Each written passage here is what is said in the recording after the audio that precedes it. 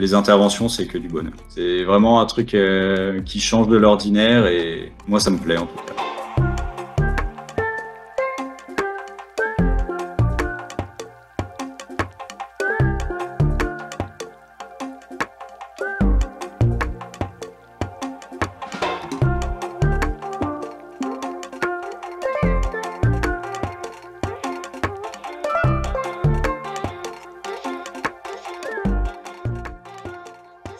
Jeudi 17 juin 2021, j'ai interviewé Alexis Bernard, pompier volontaire.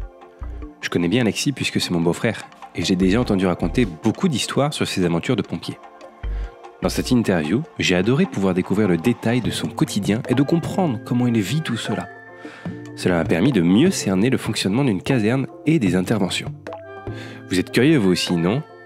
Alors, venez écouter cette interview. Qui es-tu et comment en es-tu arrivé à ton activité actuelle ? Du coup, je suis Alexis Bernard, j'ai 27 ans. Comment j'en suis arrivé au pompier ? J'ai commencé en fait à l'âge de 12 ans en tant que jeune sapeur-pompier. Voilà, donc c'est une formation qui dure 4 ans, normalement jusqu'aux 18 ans. Moi, je peux rentrer un petit peu tôt. Donc 5 ans de JSP, à la fin, on passe un brevet qui nous permet de rentrer pompier volontaire. Du coup, là, ça fait maintenant 9 ans que je suis pompier volontaire dans une caserne dans le Val d'Oise, une petite caserne de pompiers. On n'est que des pompiers volontaires, en fait, il n'y a pas de professionnels. Concrètement, c'est quoi un pompier volontaire ? En fait, on va avoir les mêmes missions qu'un pompier professionnel. Mhm. Ça va être exactement pareil. Donc, ça veut dire qu'on va intervenir sur des interventions pour du secours à personne, de l'incendie ou des interventions diverses.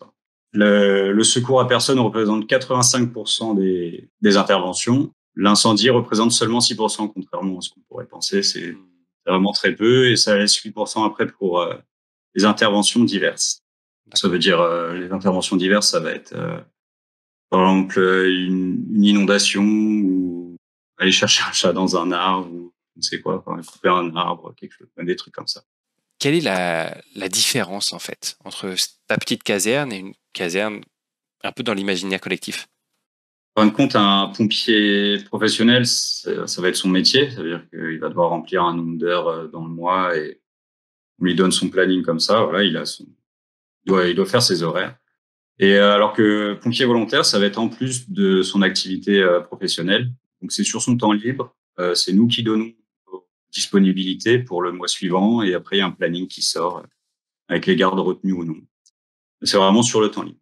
Donc ça est le week-end ou la nuit ou pendant les vacances. Est-ce que du coup c'est une activité qui est rémunérée ou pas du tout ? Alors oui, c'est rémunéré. En fait, avant, il y avait des pompiers bénévoles, ça n'existe plus en fait maintenant. C'est des pompiers volontaires, donc on a une indemnisation à la fin du mois des vacations qui ne sont pas imposables en fait. C'est un peu comme de l'argent. Ça te prend combien de temps cette activité en moyenne par semaine par exemple ou par mois ? Je ne sais pas quel est le plus représentatif. Alors j'ai très souvent fait une garde en semaine, la nuit en semaine et 24 heures le week-end. Souvent je prenais je faisais ce qu'on appelle des 24 inversés, donc c'est 24 heures mais inversées. Ça veut dire que je commençais le vendredi soir à 19h et je terminais le samedi soir à 19h. Tu as fait ça toutes les semaines, tu faisais ça ? Ouais, pratiquement toutes les semaines. Ouais. Et la dernière fois que tu as fait que tu as fait cette garde inversée, est-ce que tu peux nous raconter un peu ce qui se passe, l'ambiance, les échanges, ce genre de choses-là ? Ouais, en général quand j'arrive à 19h le vendredi soir, je commence par faire les vérifications des engins auxquels je suis assigné, voir la prise en compte du matériel, etc. Après, je continue sur une séance de sport avant de manger. Après, le soir, en général, c'est assez calme. Enfin, en tout cas, dans ma caserne, c'est assez calme. Donc, s'il y a une intervention, on part en intervention. Sinon, on regarde la télé ou on s'occupe. On a acheté un baby-foot il n'y a pas longtemps. On se fait une petite partie de baby. Voilà, on s'occupe comme on peut. Ensuite, matin, c'est prise de garde 7h. Donc à 7h, il y a un rassemblement qui est fait avec le chef de garde qui donne les piquets aux agents, donc à savoir dans quels engins ils sont, à quel poste ils sont et tout. Et puis là, c'est pareil, on recommence, prise en compte du matériel, etc. Ensuite, on se fait une petite instruction, une petite manœuvre. On s'entraîne dans la cour, soit en incendie, soit en secourisme. Ça dépend du chef de la garde, ce qu'il décide. Après, on se fait une séance de sport. Là, c'est plus renforcement musculaire, des choses comme ça. En reprenant, on travaille dans les services. Ça veut dire que s'il y en a qui s'occupent du planning, ils vont s'occuper du planning. S'il y a des choses à racheter, ceux qui sont au magasin, ils vont racheter du matériel pour la caserne, etc. Et puis, vers 17h, on se refait une séance de sport, là, qui est plus axée sur le sport collectif. Et ensuite, 19h, fin de la garde, et voilà. Ça, c'est quand il y a 0 intervention. Vous êtes plusieurs donc à faire la garde en même temps. Il y a combien de personnes à peu près en moyenne? C'est un petit centre de secours, donc on est 4 à la garde, en fait, à chaque fois. En fait, on a de quoi assurer un départ à l'incendie, donc avec un chef d'agrès, un conducteur et un chef d'équipe et un équipier. Ça, c'est le minimum pour s'engager sur l'incendie. Est-ce que ça veut dire que tous les soirs de la semaine, il y a une garde? Tous les soirs et 24 heures sur 24, ouais, même la journée, la caserne reste opérationnelle. Donc ça veut dire qu'il doit quand même y avoir beaucoup de personnes, j'imagine. Nous, on est une quarantaine là à l'effectif.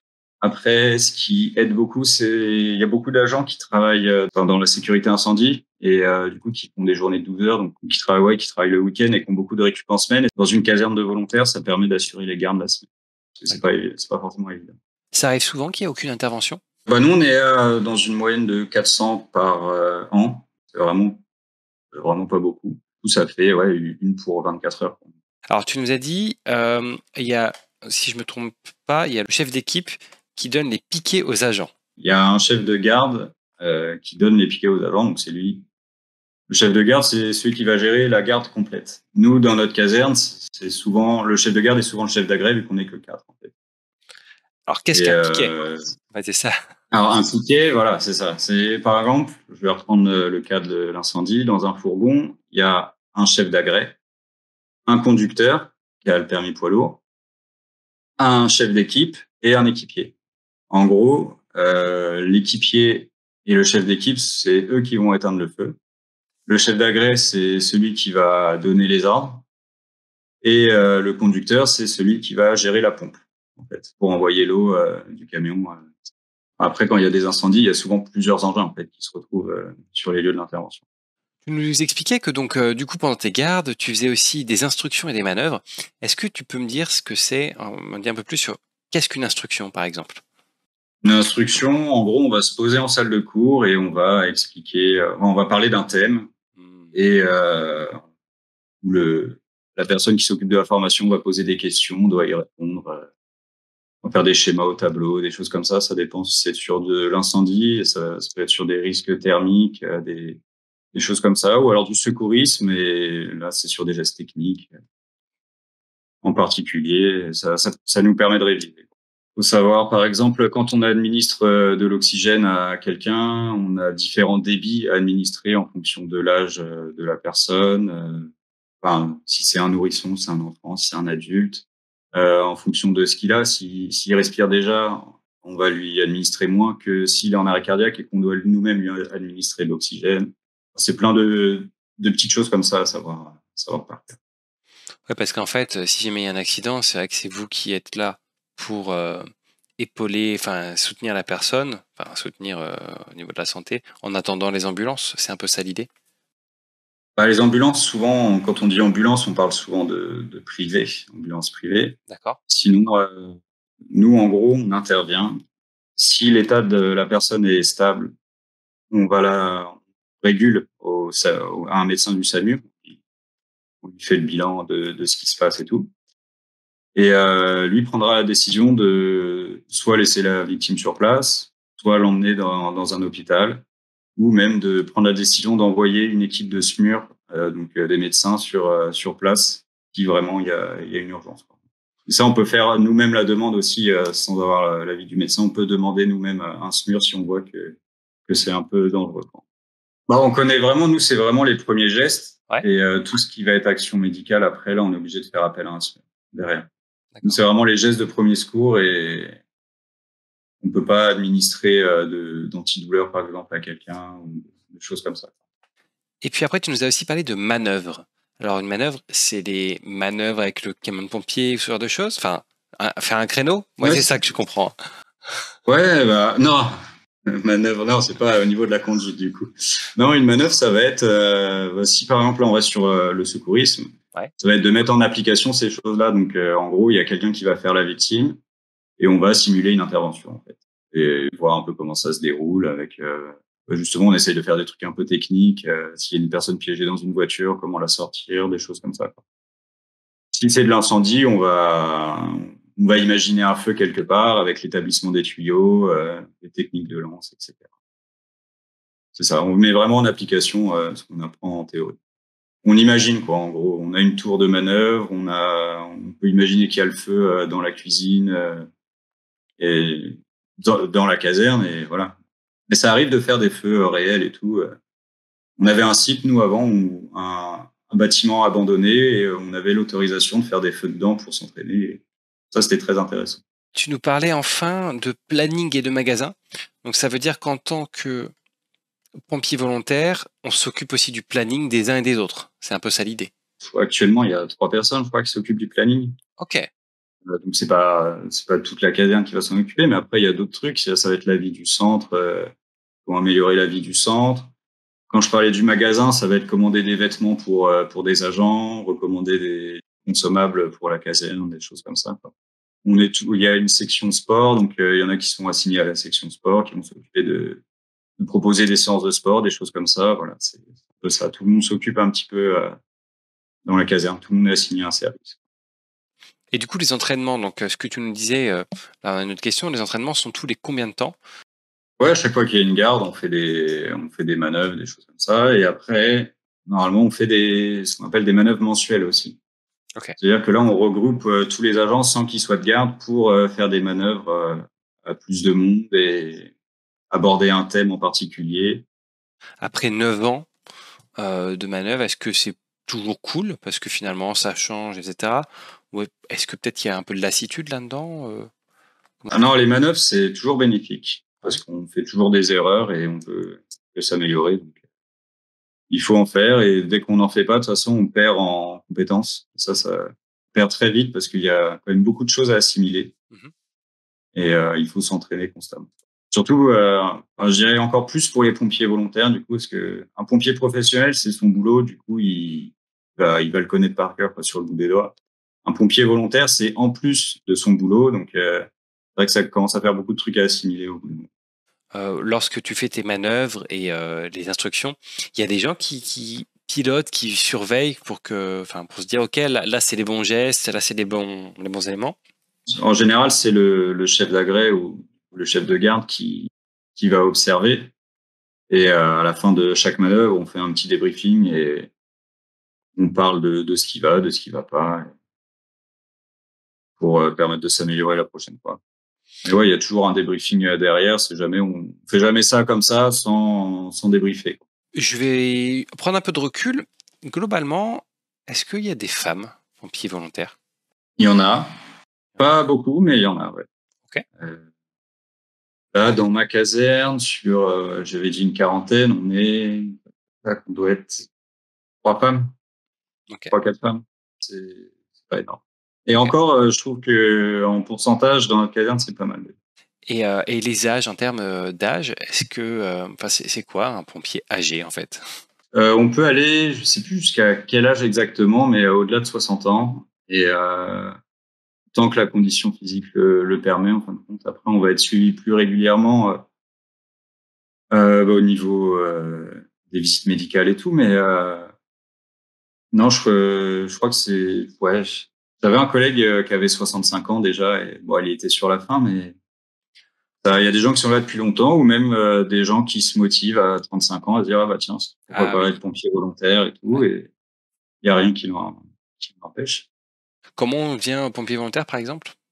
Faut aller voir une caserne, expliquer qu'on veut être pompier volontaire, demander s'il y a de la place dans cette caserne et normalement il va vous soit vous dire qu'il y a de la place et du coup vous demander une lettre de motivation et après il sera parti pour des tests physiques et après une formation, enfin plusieurs formations du coup. Sinon après s'il n'y a pas de place, il va vous rediriger vers un autre centre de secours qui est en recherche de personnel. Donc, voilà. Sinon après il y a une formation et en gros, du secourisme à passer, de l'incendie, et enfin tout ce qu'on fait. En gros, c'est des formations à chaque fois de 1 semaine ou 2 semaines. Et En général, si on a un travail à côté, faut pas trop. Enfin, en gros, on part pas en vacances pendant un an et on pose nos vacances à passer des formations et après on est complet. Bon alors, raconte-nous, comment s'est passée ta dernière intervention? Bah, c'était hier soir, Ouais, du tu me coup. disais ça, ouais. On est intervenu pour un pavillon embrasé. Mais nous, on est parti en ambulance, du coup, en VSAV, le véhicule de secours et d'assistance aux victimes. Porter secours, il y avait une personne qui était un peu blessée. En gros. C'était pas sur notre secteur, c'est pour ça qu'on n'est pas parti en incendie. On est parti pour du secours à personne. Et en fait, c'était une VMC qui a pris feu dans des combles.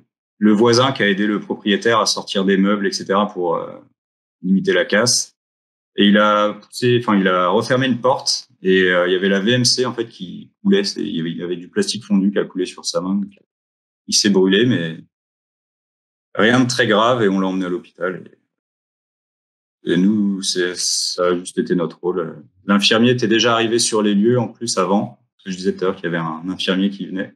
Il est arrivé avant nous sur les lieux, donc il avait déjà fait le pansement, etc. Là, on a juste transporté à l'hôpital. Donc vous êtes allé à 4 pour, sur place ou vous étiez moins nombreux? Là, on était à 4. D'accord. En fin de compte, normalement, un équipage en ambulance, en VSAV, c'est 3 personnes. Ça, c'est le départ classique. Nous, vu qu'on n'est que 4 à la garde, pour éviter de laisser une seule personne à la caserne, on part à 4. Comment ça s'est passé? Il y avait déjà d'autres pompiers qui étaient sur place? Tu nous parlais d'un infirmier? Ouais, c'est ça. Il y avait déjà un FPT. Du coup, c'est fourgon pompe-tonne. Ça, c'est le camion qui va éteindre l'incendie. Il y avait une grande échelle qui était là aussi pour accéder à la toiture. Et du coup, un infirmier pompier qui était arrivé sur les deux. Plus un chef de groupe aussi, donc un officier qui vient quand il y a peut-être plusieurs véhicules engagés. Il vient pour superviser l'ensemble. Donc comment ça se passe? Est-ce que c'est plutôt zen quand on arrive sur ces moments-là ou est-ce que quand même, il y a du stress, il y a un peu de chaos?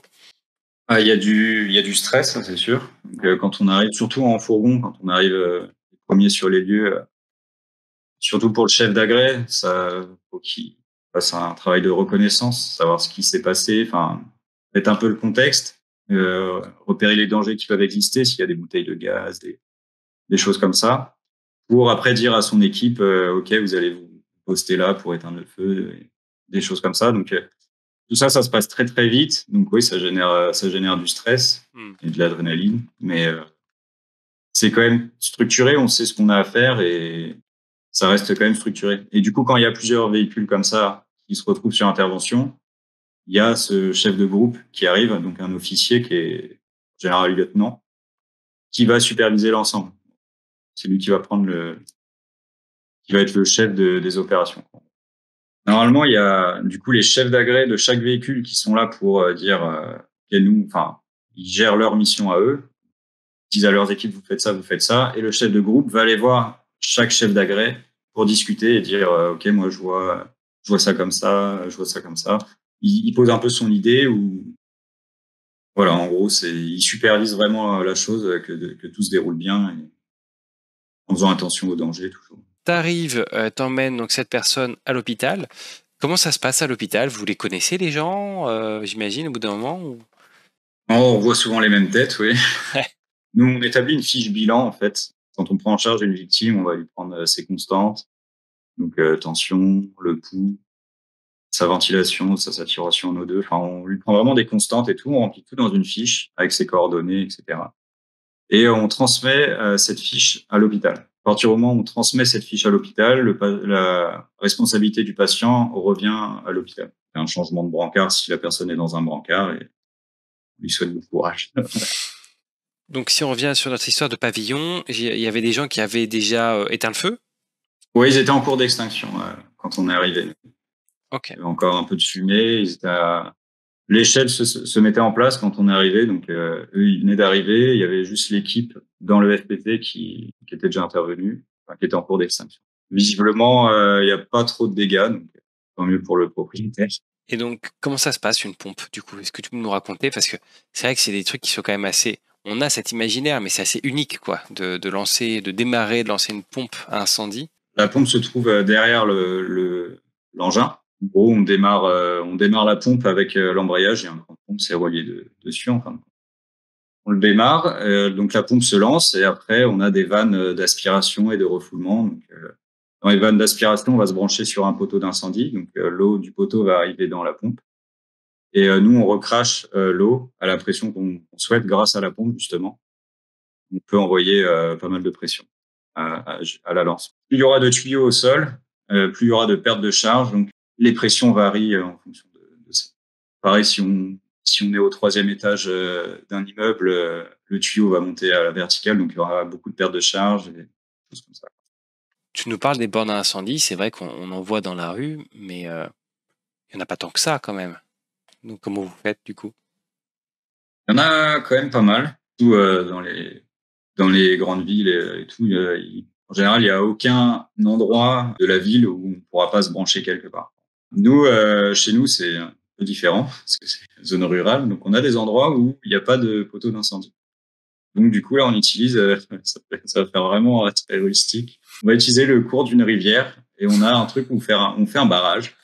Et du coup, on attend que l'eau monte et on va se brancher en aspiration dessus. On va mettre des tuyaux en aspiration dessus. Voilà. Sinon, il y a d'autres endroits où il n'y a pas de poteau d'incendie. Du coup, ils ont créé des grosses citernes de 120 mètres cubes pour pouvoir recharger le camion. On a une réserve aussi dans le camion. Là, actuellement, on a 2500 litres avec le camion. 2500 litres, ça se vide très très vite. En combien de temps? Alors, si on met... avant, on avait un camion de 3000 litres. Si on met une lance à 500 litres minute, ça veut dire qu'en 6 minutes, il y a plus rien. D'accord. Ouais. Et en 5 minutes, un feu est éteint ou pas? Ça dépend vraiment du feu, vraiment. Si c'est un feu de pavillon, non, ça suffira clairement pas. Si c'est un petit feu de végétation, un feu de poubelle ou quoi, oui, ça va suffire. Un feu de voiture, ça peut suffire. Mais ça dépend vraiment de la nature du feu. Les feux de pavillon, c'est pas forcément les feux qu'il y a le plus souvent? C'est ça que tu es en train de dire? Ouais. Si, en règle générale, sur toute la France, les incidents domestiques, ça va être le plus gros des interventions en incendie. Ok. Après, ça va être les feux urbains et les feux de voiture. Mais du coup, par chez nous, il n'y a pas vraiment, enfin, il n'y a pas beaucoup de feux de pavillon, c'est sûr. C'est surtout des feux de végétation, notamment l'été, parce qu'on a beaucoup de champs. Donc, ça va être des feux de chaume, des choses comme ça, des feux de hangar agricole, avec des ballots de paille qui prennent feu, des choses comme ça. Vu que je suis pas en ville, c'est pas ce que je fais le plus. Donc tu nous dis que 5 minutes, c'est pas suffisant pour éteindre un feu. Bon, après, ça dépend de l'ampleur, ça dépend de plein de trucs. Mais concrètement, 500 litres par minute, ça déboîte la maison, non? Enfin, à l'intérieur, qu'est-ce qui se passe en fait? En vrai, on se met rarement à 500 litres minute. En tout cas, on continue comme ça. On essaye d'économiser l'eau au maximum. Et d'ailleurs, enfin, l'histoire a montré que ça sert à rien d'utiliser énormément d'eau en fin de compte pour éteindre un volume enflammé. En fin de compte, il faut le refroidir. Donc, on a des techniques de lance en fait où on va faire en gros, on va faire pendant 2 secondes un geste avec la lance et après on referme la lance. Ça va créer de la vapeur, ça va refroidir la pièce. On va pas envoyer de l'eau constamment. Après, pour les feux en plein air, c'est différent. Ou s'il faut stopper une propagation, c'est-à-dire que s'il y a un risque, une maison enflamme une autre, par exemple, là, on va cracher en continu à côté du feu pour éviter la propagation. Ouais, en gros, en extérieur, on peut utiliser beaucoup d'eau. En intérieur, on essaye d'en utiliser le moins possible. Et on s'est rendu compte que c'était plus efficace. Il y a beaucoup de dégâts après que les pompiers soient passés? Ouais, bien sûr. Bah oui, forcément, il va y avoir des dégâts des eaux et l'eau s'infiltre partout. Du coup, ça va créer des problèmes. Forcément, c'est pas bon pour la maison, mais voilà. Mais c'est pour ça aussi qu'on utilise moins d'eau. On essaye de faire le moins de dégâts possible chez les gens parce qu'il y a eu des maisons détruites à cause de ça c'est sûr. Est-ce qu'il t'as d'autres choses à raconter un peu pour les gens qui connaissent pas trop, des choses à savoir sur les incendies et sur l'intervention sur l'incendie? Je sais pas, je vais prendre l'exemple tout bête que tout le monde doit connaître par exemple, mais si vous avez un feu de friteuse chez vous, ne l'éteignez pas avec de l'eau. Ouais. Voilà, faut étouffer le feu parce que l'eau avec l'huile, c'est pas bon mélange. Donc, en fin de compte, l'eau va aller au fond de la cuve enflammée et va s'évaporer aussitôt en projetant l'huile enflammée un peu partout. Du coup, il vaut mieux prendre un torchon humide et venir couvrir l'huile enflammée en fait, pour l'étouffer. Voilà, c'est un exemple comme ça. C'était le bon conseil du pompier ce soir. Il y en aura peut-être d'autres. Voilà, On va les compter. On va les compter. La fois où tu as été le plus stressé, toi, en tant que pompier, c'était quoi, par exemple? ça faisait 5 ans que je faisais JSP. J'avais jamais fait de vraies interventions. Donc là, la première intervention, je me suis dit, putain, ça y est, il faut que j'assure et tout. C'était un AVC. C'était une personne qui faisait un AVC. Et en plus, du coup, encore plus de stress. J'étais sous la douche à ce moment-là quand ça a bipé. Obligé de se sécher en 2 secondes et tout, et de se rhabiller avec les vêtements qui collent à la peau et tout. Bah, on veut avoir la fin de l'histoire, du coup. Donc, tu débarques, AVC, c'est ta première intervention. J'imagine que tes collègues le savent. Ah oui, bien sûr, les collègues le savent. C'était ma première garde, d'ailleurs. Première garde, première intervention. Et non, bah, du coup, ils étaient là pour m'aider. En gros, ils me laissaient faire et ils me regardaient faire. Donc, je me sentais un peu testé aussi, du coup, Tu m'étonnes. ce jour-là. Mais non, ça s'est très bien passé. En tout cas, enfin, de mon point de vue, après, on a déposé la personne à l'hôpital et pas eu de nouvelles derrière. Ça, c'est très souvent. C'est quoi le sentiment qu'on a après une intervention réussie? Quand ça s'est bien passé et tout, bah, content d'avoir pu rendre service à quelqu'un, de se dire, ok, j'ai pu aider cette personne et c'est cool. On n'a pas souvent de retour de la part des gens, une fois qu'ils ont été hospitalisés. Souvent, on n'a pas plus de nouvelles, sauf si on les refait derrière en intervention. Mais c'est pas forcément bon signe. Mais moi, ça me rend heureux d'avoir pu rendre service, quoi. Alors, ouais, du coup, on va continuer de rebondir sur ça.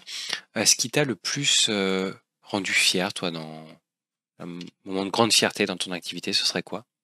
C'est vraiment ça, hein, c'est ces retours des gens qui reviennent vers nous en nous remerciant et en disant qu'on leur a sauvé la vie et tout. Mm. C'est vraiment ce qui rend le plus fier. Enfin, en tout cas pour moi.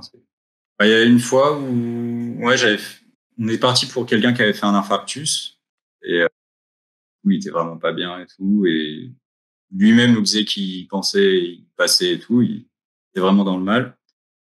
On a fait notre boulot. Il y avait le SAMU qui était là et on a essayé. C'était quelqu'un qui avait l'air de rigoler assez souvent et tout. Donc, on a un peu détendu l'atmosphère. On a rigolé avec lui et tout. Ça l'a rassuré. On l'a transporté à l'hôpital et c'est lui, du coup, qui nous a envoyé une lettre en nous remerciant et en remerciant notre bonne humeur. Et voilà, ça nous a fait vraiment plaisir, cette lettre-là. C'est vrai qu'on l'a pas encore beaucoup abordé. T'as l'air de prendre ça avec beaucoup de recul et de philosophie, mais j'imagine qu'on doit avoir des situations assez difficiles quand on est en première intervention. Enfin, en tout cas, généralement, les pompiers, c'est les premiers qui arrivent sur place, quoi, en cas d'accident, j'imagine. Oui, c'est ça. Et C'est comment ça. toi tu vis ça? Je prends sur moi en me disant que c'est notre boulot et qu'il faut le faire comme ça. En général, si j'arrive à faire la part des choses quand une personne est juste blessée et que je connais pas la personne, c'est bizarre et peut-être à dire du coup, mais ça m'affecte pas plus que ça. Mais dès qu'il commence à y avoir les réactions des familles à côté, c'est ça qui rend la chose vraiment horrible à vivre. Et il y a vraiment des fois où ouais, je me suis senti très mal à cause de ça, quoi. Si la personne, je la connais pas, j'arrive à faire la part des choses, mais voir la réaction des familles à côté, ça touche vraiment beaucoup. Ouais. Bah ouais, ça m'est arrivé il y a 2-3 ans, ça, un mec qui me suppliait de sauver son fils, quoi. Ça, c'était assez horrible. Ouais, tu m'étonnes. Tu Ouais. m'étonnes. Quelque chose qui t'a beaucoup attristé, toi, dans ton activité, le truc qui t'a le plus attristé, ce serait quoi? Ça va être le père d'un ami, du coup, Mm. qui est tombé en arrêt cardiaque. Et je suis arrivé chez mon ami, mais du coup, je savais pas du tout qu'il habitait là ou quoi. Je savais pas du tout que c'était pour ça. On arrive là-bas et du coup, je vois mon pote en train de faire un massage cardiaque à son père. Et là, enfin, ça m'a fait un coup. Enfin, c'était assez horrible. Puis le relais, on a fait le massage cardiaque, etc., jusqu'à l'arrivée du SAMU. On a continué à masser quand il y avait le SAMU pendant à peu près 1 heure. Et au bout d'une heure, le médecin a dit d'arrêter, quoi. En gros, c'est le médecin qui annonce la mort. Et là, enfin, ça a été dur, quoi, de pas pouvoir ramener son père et tout ça. a été un peu dur. Qu'est-ce qui t'a, toi, le plus énervé dans les interventions que tu as pu faire? Toi qui t'as le plus énervé dans tout ce que tu as pu faire? Une chose qui m'a énervé, en gros, on faisait souvent une intervention dans un petit studio qui devait faire 9 mètres carrés. Et il y avait une dame en surpoids, enfin vraiment obèse même, qui vivait dedans, mais enfin, c'était un appartement vraiment insalubre. Ça m'a énervé dans le sens où, en gros, la mairie faisait rien pour ces gens-là. C'était vraiment catastrophique. Hein. C'était vraiment pas sain du tout et tout. Et donc, on a fait une demande en fin de compte à la mairie. On a prévenu le maire de ça et tout. Et normalement, les gens se sont fait reloger par derrière. Mais oui, c'était de l'énervement par rapport à leur situation et leurs conditions de vie. Bon, on a fait un peu le tour des différentes émotions. Si toi, il y a une histoire un peu folle, un truc, une intervention un peu plus exceptionnelle que les autres qui s'est passée, que tu as pu vivre, ce serait quoi? Oh, j'en ai plusieurs. Après, c'est des petites anecdotes à chaque fois. C'est Ouais, des petits ouais. trucs qui nous ont fait rire ou voilà. Mais une fois, on est intervenu dans une maison. C'était dans la maison, il y avait la grand-mère, la mère et la fille. On intervenait pour la grand-mère. On est arrivé dans la maison et on s'est rendu compte, enfin, la mère qui était totalement bourrée, dans un état assez avancé. Il faisait chaud et tout. Du coup, à un moment, je retire ma veste et je pensais que j'allais faire un striptease. En gros, limite, elle voulait que ça aille plus loin et tout. On a dû lui mettre un stop et tout. Et là, on avait bien rigolé là-dessus. Il fait chaud, hein, déshabille-toi et tout. C'est marrant. Qu'est-ce que tu peux me dire sur la vision qu'ont les gens des pompiers? Est-ce que globalement les pompiers sont bien vus ou est-ce que parfois il y a des problèmes? Comment ça se passe? Alors moi, j'ai jamais eu de soucis par rapport à ça. On est plutôt bien vu. Bah, en fait, surtout en zone rurale, en général, ça se passe quand même assez bien. Il n'y a pas de soucis par rapport à ça. Après, il y a des milieux en ville, dans des cités et tout. Il y a déjà eu et il y a encore des problèmes vis-à-vis des pompiers. Ils se font caillasser encore. Il y a des insultes, des choses comme ça. Mais moi, je l'ai jamais vécu. Voilà. J'ai des collègues qui posent des gardes dans ma caserne et ailleurs, du coup, dans des plus grandes villes et tout, à qui c'est arrivé et à qui ça arrive encore. Et voilà. Mais globalement, oui, les pompiers sont quand même bien vus. D'accord. Ça reste quand même des cas exceptionnels. Mmh. En général, on est quand même assez bien vu par la population et moi, ça fait plaisir en vrai. Et donc, dans les histoires que te racontait ton collègue là sur les cités, qu'est-ce qui pousse les gens, en tout cas selon les discussions, à attaquer donc des pompiers? J'arrive pas à comprendre. Je pense que c'est l'uniforme qui fait ça.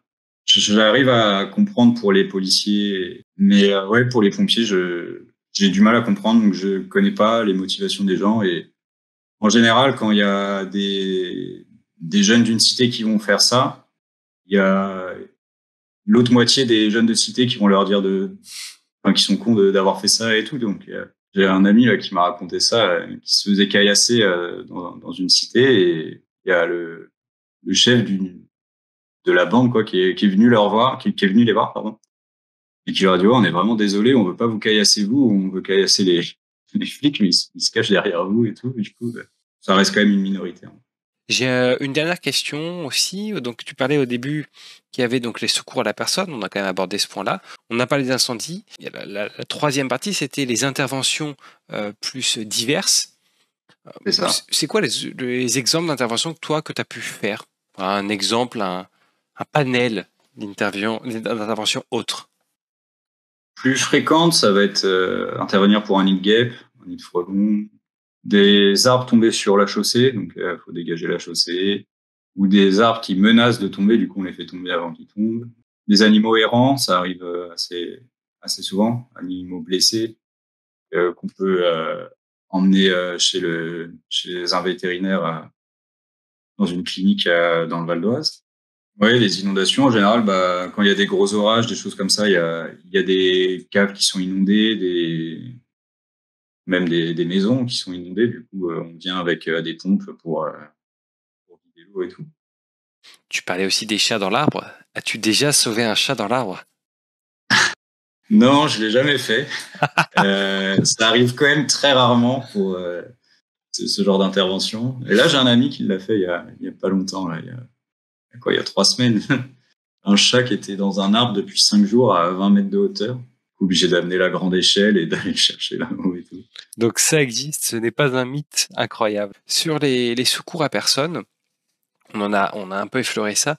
Globalement, c'est quoi les interventions? Tu parlais d'AVC, enfin des gens malades chez eux. Est-ce que c'est que ça? Est-ce qu'il y a d'autres choses? Ça peut être un enfant à l'école, ça peut être sur le lieu de travail, mais ça va être du simple malaise à, à l'arrêt cardiaque complet, ça peut être hémorragie, une fracture, enfin ça peut être vraiment tout et n'importe quoi. Mais même ça arrive très souvent des relevages de personnes âgées, des personnes qui tombent chez elles et qui n'arrivent plus à se relever toutes seules. On vient pour les relever et voir si elles vont bien. Pas que les relever, on prend les constantes et tout derrière. Mais Oui. ça, on en fait beaucoup, des relevages de personnes. Tout ce qui est autour des accidents, tu le ranges dans quelle catégorie? Catégorie secours à personne, on dit AVP, nous. C'est accident de la voie publique en général. Okay. Ça arrive quand même beaucoup. Surtout nous, il y en a pas tant que ça, mais sur les routes de campagne, les gens ont tendance à rouler assez vite. Du coup, quand il y a des accidents, ils sont quand même assez graves. Il y a quand même des conséquences derrière. Concrètement, ça veut dire quoi, intervenir sur un accident de la route? On arrive, on essaye de comprendre ce qui s'est passé, savoir s'il y a eu un fort impact, après voir si la personne était ceinturée, on essaye de contextualiser la chose pour essayer de se rendre compte du niveau de gravité. Et après, l'idée, c'est de s'occuper des victimes. Donc, la victime dans l'état le plus urgent, on s'en occupe en premier. Et on essaye s'il y a plusieurs personnes, en tout cas, on essaye de catégoriser les gens par leur état de gravité pour s'occuper en priorité de la personne qui va, par exemple, faire une hémorragie ou qui sent vraiment très, très mal par rapport à quelqu'un qui a juste mal dans les cervicales. Voilà. Et puis après, s'il y a plusieurs personnes, il y aura plusieurs ambulances engagées. Donc après, il y a plusieurs équipages qui arrivent et chacun s'occupe d'une personne. Et puis voilà. Quand il y a un accident de la route, on immobilise la personne pour pas qu'elle bouge, surtout si c'est grave, parce que il y a beaucoup de personnes qui, au final, ne sentaient rien juste après l'accident, parce que avec le choc, les muscles encore chauds et tout, ils sentent pas, mais au moment où ça se refroidit, ils ont des douleurs qui apparaissent, et du coup, s'il y a un problème dans les cervicales ou dans le dos, le fait de bouger la tête constamment, ça peut causer des problèmes à la colonne vertébrale, des choses comme ça. On immobilise au maximum la personne et on l'emmène à l'hôpital. Tu parles d'accidents assez graves. Du coup, ça veut dire que tu as été beaucoup confronté à la mort, toi, dans tes interventions? Ouais, quelques fois quand même. Au niveau des accidents de la route, pas tant que ça. Je crois juste une fois. Mais après, sinon, il y a eu beaucoup hors de vieillesse, si je peux dire. Ouais. Ça... T'encaisses bien, c'est ce que tu disais tout à l'heure, en fait. C'est finalement, t'arrives à encaisser ou quand même ça te bouscule un peu? Ça travaille toujours un petit peu derrière, mais quand on a une intervention qui est compliquée comme ça, en général, quand on termine l'intervention avec l'équipage, on en discute et on essaye, limite, très rapidement, on en rigole. En fait, on va faire des blagues. Du coup, vu d'un œil extérieur, ça peut paraître bizarre, mais on va faire des blagues pour détendre l'atmosphère, des choses comme ça, et ça marche assez bien. On arrive assez bien à oublier. Et si vraiment on se sent pas bien, on a une psychologue dans le Val d'Oise qui est dédiée aux pompiers pour pouvoir discuter et il n'y a aucun souci. Sur ça, ça reste totalement anonyme. Ils vont pas prévenir le chef de centre ou quoi. On peut discuter avec elle. Quel serait le conseil que tu donnerais pour les gens qui ont envie de faire comme toi?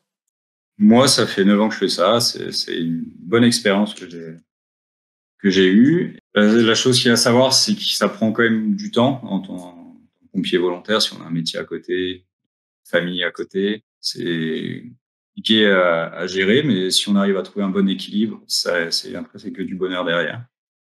Il faut se préparer physiquement, du coup, parce que c'est vrai qu'il y a un minimum à avoir. Après, moi, de mon point de vue, je trouve que les tests sont pas hyper difficiles, mais je pense que si quelqu'un fait jamais de sport, ça peut l'être. Il faut juste s'entraîner un petit peu et il y a pas de souci. Après, on s'améliore en caserne. Il y a aucun problème et ouais, vraiment accorder du temps et faut se lancer.